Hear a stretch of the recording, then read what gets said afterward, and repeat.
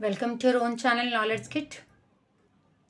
मैंने आपको union parliament के बारे में जो बताया था, अभी हम वही प्रोसीड करने वाले हैं। यूनियन पार्लियामेंट के बारे में जो पहला वीडियो था, जिसमें कि मैंने आपको लोकसभा के बारे में बताया था, फिर कितने सारे लिस्ट हैं जिसके ऊपर हमारे लॉ बनते हैं। तो अभी हम शुरू करते हैं यही लोकसभा के कॉम्पोजिशन के ऊपर। जो लोकसभा का जो कॉम्पोजिशन मैंने आपको बताया था, उसमें मैंने आपको एक चीज़ बताया था कि हमारे लोकसभा में 552 मेंबर्स रहते हैं।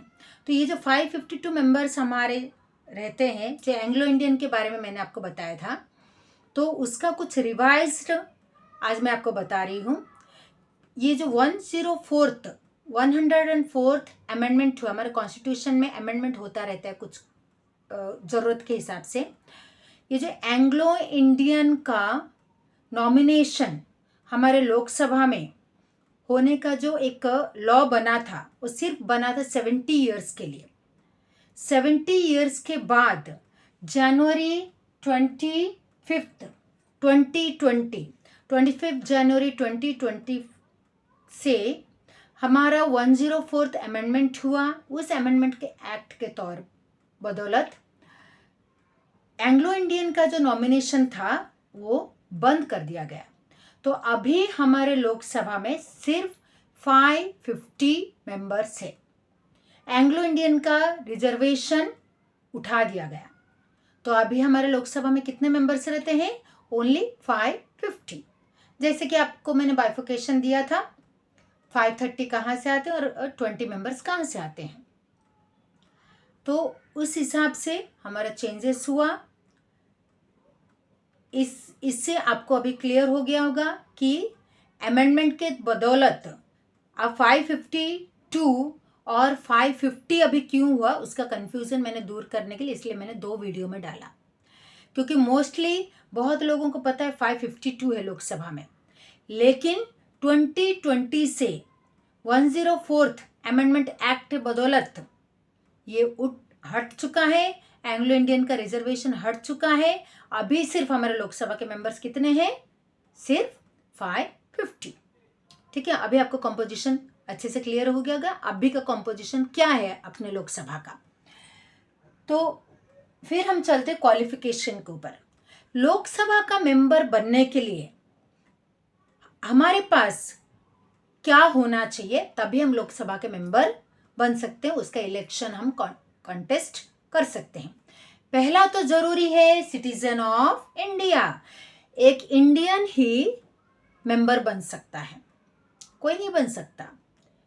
अगर हमारे किसी इलेक्शन में हमें कॉन्टेस्ट करना है तो पहला ज़रूरत है हम तो एक इंडियन होना चाहिए।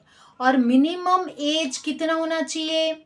यूनियन पार्लियामेंट के लिए, लोकसभा के लिए कॉन्टेस्ट करने के लिए मिनिमम एज होना चाहिए 25 ईयर्स। कितना?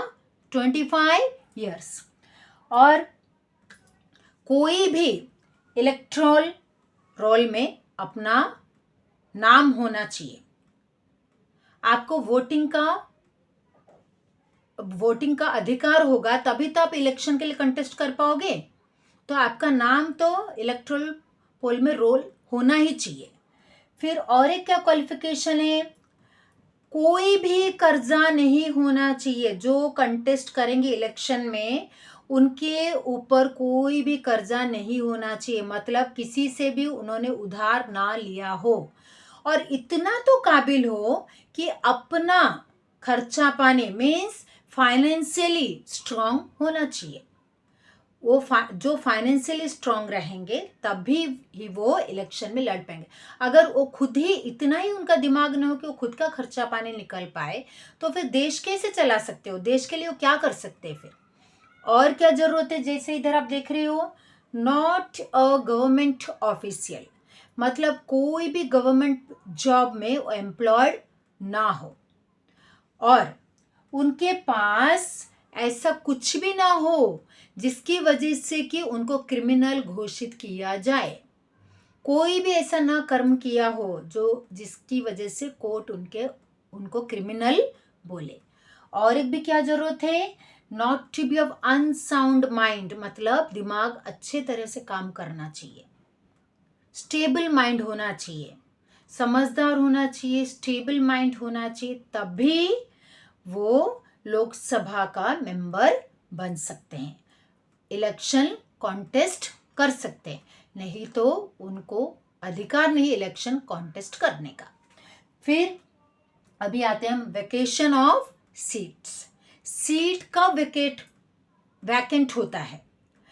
जो मेंबर ऑफ पार्लियामेंट बनेंगे, जो लोकसभा में जो भी जाएंगे, जैसे तो मैंने आपको बताया था 550 सीट्स है, तो अगर कोई सीट वैकेंट होता है तो क्यों वैकेंट होता है?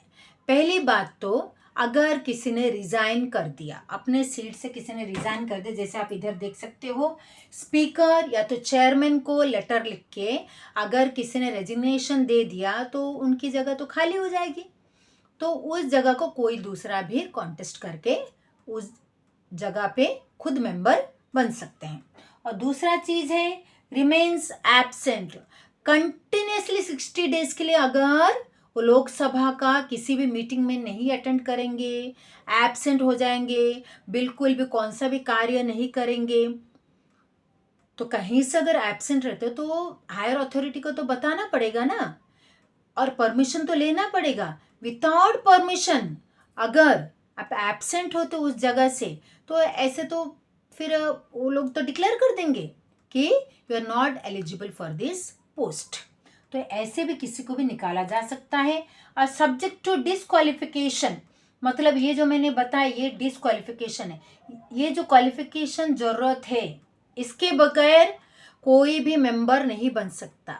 तो अगर मेंबर बनने के बाद भी ऐसा कभी भी पता चले कि इसमें से कोई भी एक चीज अगर पता चले उनके पास कमी है, तो तभी भी उनको सीट से निकाला जा सकता है, उनको मेंबरशिप से हटाया जा सकता है। और एक बात, अगर वो ऑलरेडी स्टेट लेजिस्लेचर के मेंबर होंगे और इलेक्ट हो गए वो पार्लियामेंट को, लेजिस्लेचर के मेंबर थे और इलेक्ट हो गया अभी पार्लियामेंट को, तो एक तो वो लेजिस्लेचर छोड़ना पड़ेगा, स्टेट लेजिस्लेचर एक तो छोड़ेंगे, नहीं तो पार्लियामेंट का सीट छोड़ेंगे। उनको ही खुद को सोचना पड़ेगा कि किसको रखना है और किसको छोड़ना है। दो जगह पे कभी भी कोई भी नहीं रह सकता, एक तो लोकसभा में रहेंगे, नहीं तो